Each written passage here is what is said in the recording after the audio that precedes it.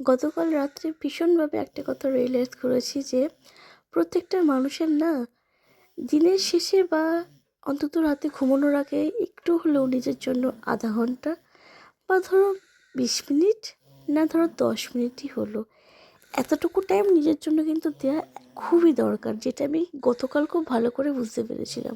2 বাচ্চার মা এখন আমি, দায়িত্ব প্রচুর, তাই নিজের জন্য ভাবার সত্যি কথা বলতে কি এতটুকুও সময় পাই না। খুব ভালো করে বুঝতে পারছি দিন দিন যেন আমি একটু বেশিই খিটখিটে হয়ে যাচ্ছি। 2 বাচ্চার মা হওয়া যে অতটাও সহজ না সেটা কিন্তু আমি এখন হাড়ে হাড়ে টের পাচ্ছি।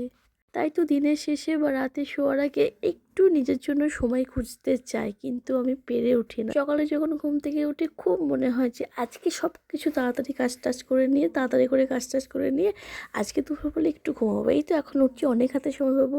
কিন্তু বিশ্বাস করো, একটা দিনের জন্য আমি পারি না। লাস্ট আমি দুপুরবেলায় কবে ঘুমিয়েছিলাম সত্যি কথা বলতে কি আমার মনে নেই। তাই কখনো কখনো পাপানকে ঘুম পাড়াতে গিয়ে আমার নিজেরই চোখটা বুজে যায়, কিন্তু ওই যে কাজের মধ্যে তখন কি ঘুমানোর সময় ইচ্ছে করে যে একটু ঘুমিয়ে থাকে, কিন্তু ওই যে তখন আমার মাথার উপরে কাজের পাহাড় জমে থাকে, কী করে ঘুমাবো। গতকাল রাতে 11:30 বেজে যায়, পাপান ঘুমোয় না। সত্যি কথা বলতে কি সারাদিন ক্লান্তির পর রাতে যখন পাপানকে ঘুম পাড়ায় তখন মনে হয় যে কখন নিজে একটু শোবো, নিজে একটু রিল্যাক্স করব।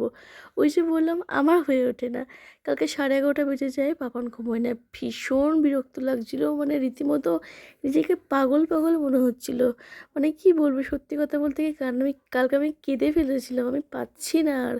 সারাটা দিনের ক্লান্তিতে নিজেকে যেন কোথাও খুঁজেই পাচ্ছিলাম না। প্রচণ্ড কষ্ট হচ্ছিল কালকে, কেন জানি না।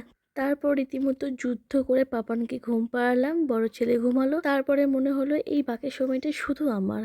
আমি অনেকক্ষণ চোখটা বন্ধ করেছিলাম। সত্যি কথা বলছি, ভীষণ ভালো লাগছিল, মানে অনেকটা রিল্যাক্স লাগছিল নিজেকে।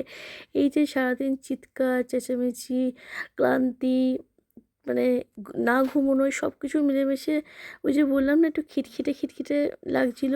তারপরে এই যে এই কারণে ছেলেদেরকে বকা, বড় ছেলে একটু আজকাল বেশি বকা খায়, কারণ ছোটোটা তো একেবারেই ছোটো, তো যার জন্য ওকে কী বকবো, তাও মাঝে মাঝে একটু একটু বকি। যখন না ঘুমায় না, সবসময় করে থাকতে চাই, কাজের মধ্যে করে থাকতে চাইলে আমি কী করে আমি কাজ করব। খুব কষ্ট হচ্ছিলো, মনে হচ্ছে আজকের জন্য একটু বেশিই বকে ফেলেছি। তো তারপর সত্যি কথা বলতে কি এই যে সারাদিনের যে সময়টা আমি নিজের জন্য অতটুকু দিলাম, আমার ভীষণ ভালো লাগছিল। মনে এবং ভীষণভাবে মনে হচ্ছিলো যে না এটা দরকার, এবং এবার থেকে আমি প্রতিদিন আমি নিজের জন্য একটু সময় বের করব। আর আমার মনে হয় প্রত্যেকটা মানুষেরই এই সময়টুকু নিজের জন্য দরকার। ওই সময়টুকু শুধুমাত্র তার নিজের জন্য হবে, আর কারোর জন্য না।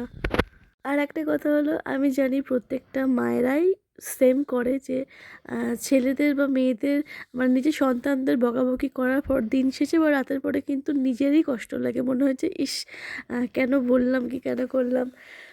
তো এটাই ছিল, এটাই তোমাদের সঙ্গে একটু শেয়ার করলাম। গতকাল শরীরটা ভীষণ খারাপ ছিল, তাই আজকে শুধুমাত্র একদম সিম্পল আলু মটরশুঁটি আর পনির দিয়ে একটু ঝোল ঝোল করে তরকারি বানিয়েছি, সঙ্গে স্যালাড আর ভাত, ব্যাস।